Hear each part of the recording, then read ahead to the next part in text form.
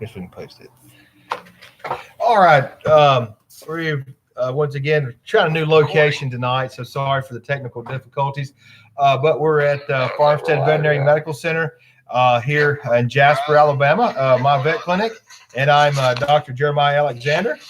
And I'm Dr. Dale Hubbard with Perfection Bird Dog Training. Today we'll be discussing our weekly online discussion of. All right, so let's see here. Make sure we've got everything going live now. All right, sorry, we got some feedback on our prior ones. Trying a new location tonight. Not going so well, but we're going to kind of get through this. We'll go a little quicker now. But got some exciting announcements. We're going to kind of talk a little bit about some veterinary stuff tonight. And also we're going to kind of talk about the gun dog seminar that we got coming up.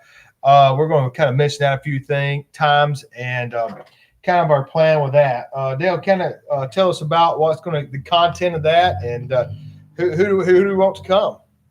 Well, everyone's invited that's interested in how to train their bird dog through positive gun dog methods. We'll be looking at some classroom time in which we'll discuss theory about why positive gun dog training works, and then after do some classroom discussions, then we'll go to the field where people are able then to take what is being taught in the classroom and apply it to their dog in the field. So we'll take them step by step by step, Jeremiah, through the process of specific things to do with training the bird dog. So by the time they leave the seminar, they will have been taken from A to Z about what to do. And so they'll be able to actually practice in the field what they learn in our classroom. Okay. So at the end of it, they'll have the 1, 2, 3 about what they can do and need to do, whether it be upland bird dog, waterfowl dogs. And so we'll concentrate primarily on how to make this happen through positive methods. Awesome, Dale. Like I said, we're hoping you can bring your pointers, to this. We have a few spots available, I think, Dale, if you want to bring your dog, right? Yeah, be a total of 10 participants, Jeremiah, and it's limited to 6 dogs. So the people that are interested in being able to work their dog during the seminar, there are 6 spots available. Several of those are already taken. And I got some people from up in Illinois and Atlanta. Have a doctor from down in Pensacola, Florida, called the other day and expressed the interest. He has a Brittany that he would like to come and attend. So have a number of people that are quite interested in, and so we welcome those last few spots. And, hopefully we'll have our online training done by then too, so we can kind of teach you how you can further your gun dog, get these pointers out there and just really have some fun with them. And like I said, if you don't even have a dog, you're welcome to this. This would be a great seminar to come to. If you didn't have a dog and you're wanting to buy one, you kind of be ahead of the ball game if it's next year or whenever. But look forward to this. It's going to be located here in Jasper, Alabama. We're going to hopefully have some live birds, and we should have that. Bring your dogs, different things like that. Also, too, we want you to just kind of come learn, and we'd like to hang out at night. We'll find some great places to eat here, and hopefully have some great food and some great training. Dale, let's just kind of go back. Been a kind of an interesting last end of the month. First month here, just kind of going on my pointer Bruiser. Had a great hunt with him. Got to hang out with some great guys over in the Georgia area on a plantation over there. Got to take Bruiser out for the first time in a long time. Between the clinic and military, time's kind of a rarity around here, but it was great. He did wonderful. He came out of the truck. He was fired up. I think he knew once you get all the orange out, the shotguns, it's really neat to watch a dog. He did great. Just a great hunting dog. Worked the field very well. He hunted, the field that my friend and I was in. We had a couple of groups, but actually, Bruiser hunted by himself, so he had a lot to do that day. Just really, the birds were really flighty that day. They were running on him. He was just holding astronomically. A couple of scenarios that Dale and I talked about. One little incident we haven't introduced him to is a rabbit ran right in front of his face. So, it's hard to plan for that, but, things happen in the field, so you just can't get real upset about those, and there's things that we can, talk about that and train with that, so. Well, I was thinking that too, that you were able to call Bruiser off that rabbit as well. Mm-hmm. Yeah, and that was, I was kind of worried about that for a little bit because he went a little ways and he finally listened to me, and I guess it being I had left my whistle back at the clubhouse, so that was a great. So if I'd had the whistle, he'd have come back. And that was on the last bird of the day, so I guess the rabbit just had to challenge us there. But you've got to realize what that is to a bird dog. He's sitting there on point, and like some kind of distraction comes through. And that's things you can train for. Some things you can't train for, but overall, it was just an amazing day. And I'm glad that you mentioned that, Jeremiah, because in the positive gun dog training, it's important to develop that connection with your dog so that you have a voice, whistle, or hand signals so that you can call them off. For example, before you took Bruiser on the hunt, I had put him on some pigeons, and so he decided that he needed to go out in the field and just go ahead and establish point. And he got such an incredible nose. He made like a 50-foot point off the pigeon, but I wasn't ready for him to go. And to be able to call a dog off of a point is just extraordinarily good. And so I called Bruiser, and oh Lord, he was probably 150 yards away from me, and I gave one here command, and he came straight to me. Wow. And I said heel, and he heeled right beside me, and then I gave him the go ahead and hunt him up command, and he went right back out to where it was. Yeah, it's great. And made the point and that's did exactly what he was supposed to do. He's it's just great to see. Dale did a great job with Bruiser. I've had him on and off, and since especially during my deployment, Dale kept him, and he's kind of established a home there with Dale. He gets to play with his brothers and his mom, and he that's just kind of his playground. He gets to come play some, but it's a great, and we want to just wanted the emphasis on continuation of the training. I think if you could set a great foundation, Dale, it's like with any kid or athlete, you can kind of fix some things before they get bad, or so you don't have to kind of come back and fix these. And we're going to kind of, the online training is what we're developing now, is just where you can get online and actually just, step by step and things to do when you have time. We understand you may be like me, you may have 5 or 10 minutes a day, or you may be retired and you have all day and want to get out of the house and, get something done. It's great exercise, I think, mentally and physically. They'll to, kind of train a bird dog and just be around bird dogs in general. But, saying that, Dale, Bruiser did great. And like I said, I'm really excited about the seminar that's coming up. Just kind of the introduction. I heard a seminar the other day about, the decline in hunting all over America, and it's, I grew up hunting, different things, and the part of your area that you're in, you hunt different things. And I think this is, the bird dog thing. And even if you don't have a bird dog, getting out, there's just something, Dale, of course, deer hunting and, sitting in the blind's great. But, I learned when I was out with Bruiser and one of my good friends and the guys at the lodge, just being out walking behind a bird dog, you kind of shoot the breeze and, dog's out working, doing what it's love, and you actually, you get to kind of catch up if you hadn't talked in a while, and it's just a great, I think, camaraderie. It's a great social sport, Dale. I mean, and I think it's a lot. I know you growing up around these parts. There used to be wild quail everywhere, and everybody hunted. And, I think they're making a comeback. And the Department of Conservation here in Alabama, especially, is making a valiant effort to actually bring the bobwhats back. And that's exciting for us, getting these dogs out there. So, even if like for the seminar or whatever, if you got a kid, it's going to be kind of academic wise. It'd be a great bonding experience to even bring your kid to this. We can entertain them and, age appropriate. I hope they have a better attention span than I do. But, I think it's great for, father, son, and or father or wife and or a couple, just to come to this, and we'll kind of break up the fights if there's any.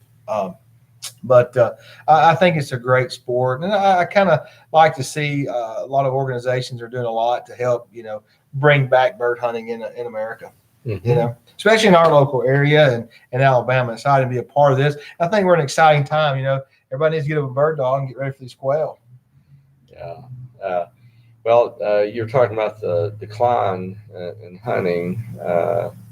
I have had numerous people watching my videos on YouTube, and I have a good following, and I receive, I don't know, several phone calls, emails Right. a week where people are watching my videos on YouTube, and they like what they see because of the perfection. And of course, I'm primarily showing my dogs to do that, but they've been trained from a very early age, so that I have the type of control with them on with my voice or hand signals, and they perform just exactly what you want them to do. However, when you have a something go wrong in the field, just like with the rabbit that ran through with the bruiser, there's always going to be some kind of wild weasel situation that Absolutely. comes up.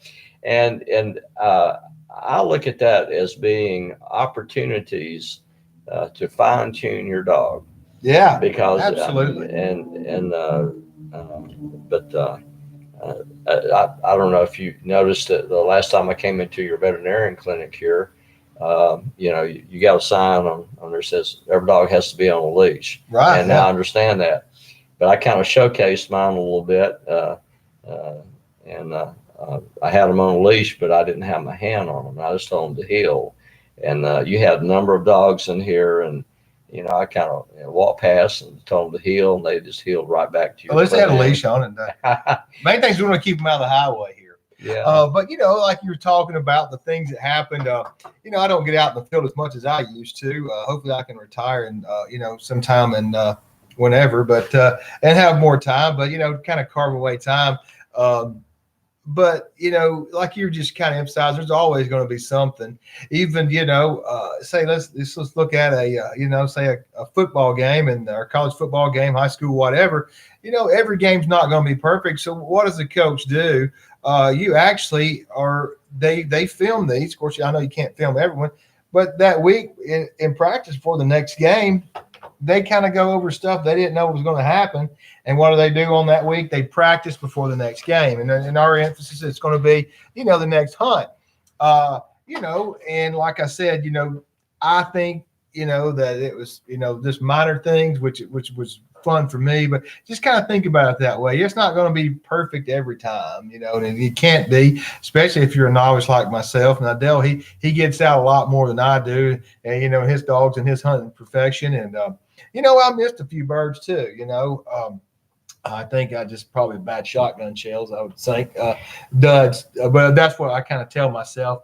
But, you're not going to hit every bird, and getting them to come off flighty birds like that. And that's a big thing, not chasing the bird once you don't hit it, so. But, and you and I were talking about, I don't know, it was a week or two ago, Jeremiah, about the what are the particular standards that you want your Yeah. dog to do in the field. Now, when I'm training for upland bird dog, I'm training for AKC uh, uh, standards, and that means steady the wing, shot, follow the bird, and retrieve the hand on command. And then AKC walking AKC field trials, they have to remain steady through every step of that process, or you're eliminated from the field trial. Right. But when you train to that standard, you cannot hunt your dog with another dog that's not trained to steady wing and shot and follow the bird. And so it only takes about 1 or 2 times for your dog that's trained steady to wing and shot, and the other dog is trained steady to shot, and that dog takes off. It's like, hey, why can't I do that? Yeah, and they get jealous about that, and so the behavior diminishes. So I trained to that style, inform the people that you only can hunt your dog now with another dog that's going to be trained to these standards, right? Because they were diminished. However, with that said, probably 99, maybe 99.9% of the bird hunters in Alabama that I've become involved with wants their dog steady to shot.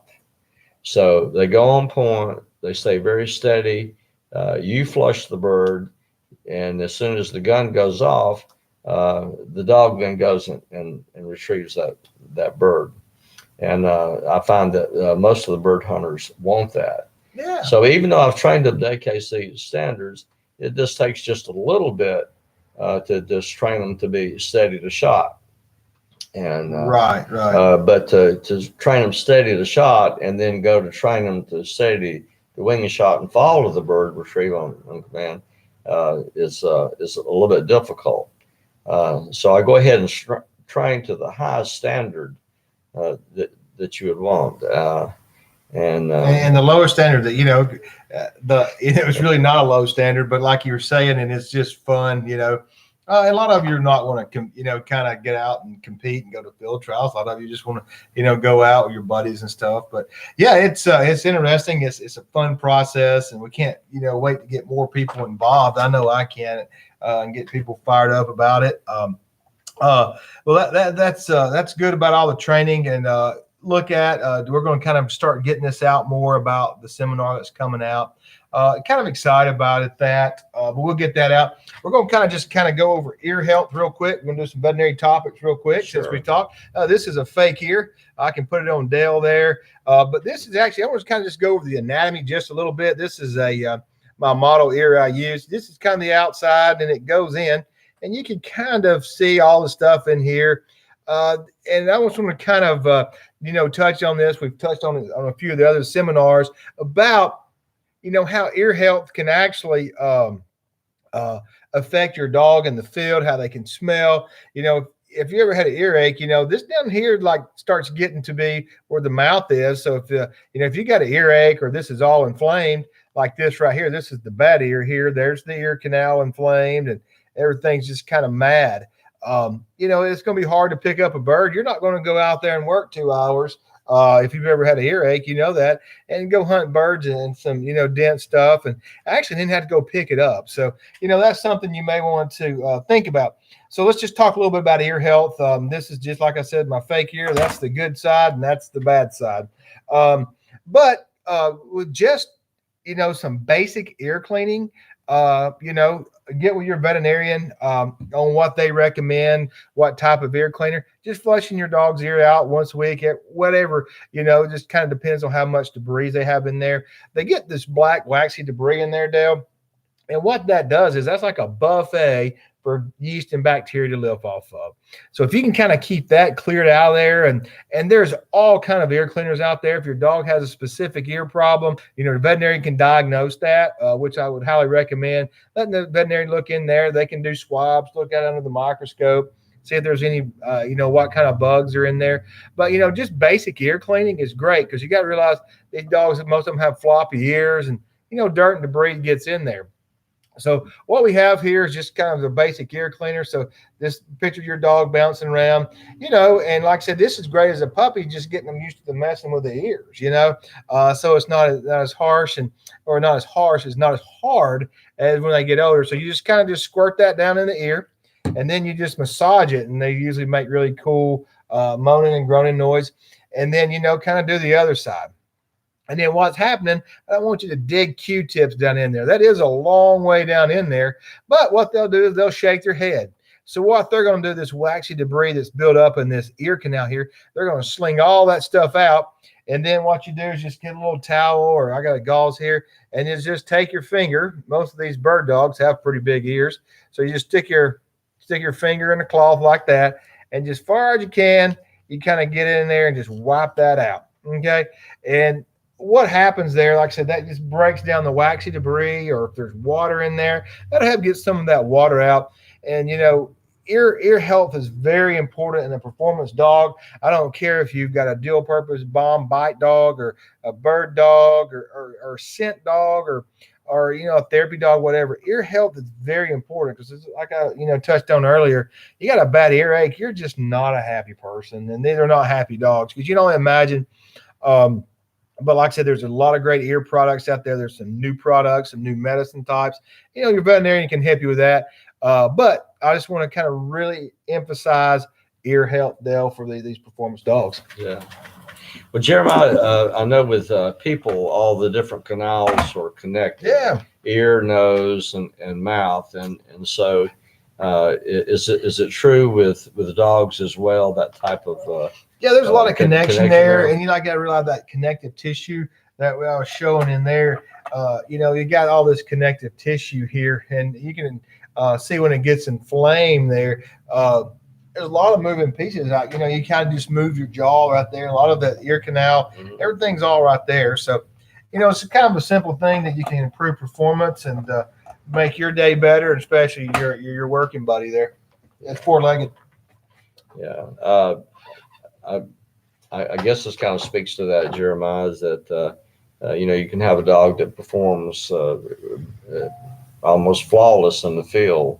And then one day you take him out and for whatever reason, they performance goes down. And something that I want to look at is there something from a veterinarian medical standpoint that would affect that? And if the ear is, like you're talking about, infected and whatnot, then how does that affect their nose? Sure. How does that affect them wanting to be able to pick up a bird? Absolutely. Or even follow the commands and stuff? And I would think too that that's kind of similar to like with people. If you have a cold or flu or whatnot, you certainly don't feel like going to work. Absolutely. Or smelling. You don't smell as good. You can't smell. So, well, good deal, Dale. I think we're about out of time. Like I said, get a hold of Dale here, and we would love for you to come to the seminar. Like I said, spots are kind of filling up. We would love to open it to more, but we want to kind of make it real personable. We want to get to know you, know your dog. We want to, like we were talking about earlier, we want to get to your purpose, where you want your dog to be, because this is not really about us. This is about you and your dog, and having an enjoyable hunting experience and a lifetime with your dog. Yeah, absolutely. And it's going to, once again, just to reiterate that it'll be a 3-day seminar. And during that period of time, we can address the basic aspects of going through that. And they'll have reading material. They'll have some DVDs to look at. And not only just during this seminar, Jeremiah, they'll they can call me back, or I assume call you back as well. Absolutely. To say, because when you learn it in the classroom and you apply it, and then you get home and you start applying that, there's always some kind of little hitch or something. Well, do I do this or do I do that? And so the people can certainly call back, and there's not any additional charge for that. But we've set the price at $150 for the 3-day seminar, and of course that'll include a lunch, and then also the people that want to bring their bird dog, it'll be $250 for them to be able to work their dogs. Now, the people that doesn't bring their dogs can stand out and watch the different techniques that will carry them through, because they are step by step by step by step to reaching that point of where they go into the field and stay rock steady on the bird. And there'll be different dogs, hopefully at different stages, so we can see that. And a lot of times, if you don't bring a dog, like I said, if you don't have one, you're going to learn more from just watching it and learning from other folks. So, but we're excited about that. We appreciate your time. Like I said, I hope if you're viewing it live, or if you're kind of watching it on, I guess a rewind or rerun, we would greatly appreciate any feedback, and we'll hopefully see you next week at some time. We're trying different times now. We got to get our technical stuff done. So hopefully the next few weeks we'll have that done, and we'll get it all fixed up. So until then, y'all have a great afternoon. Good hunting.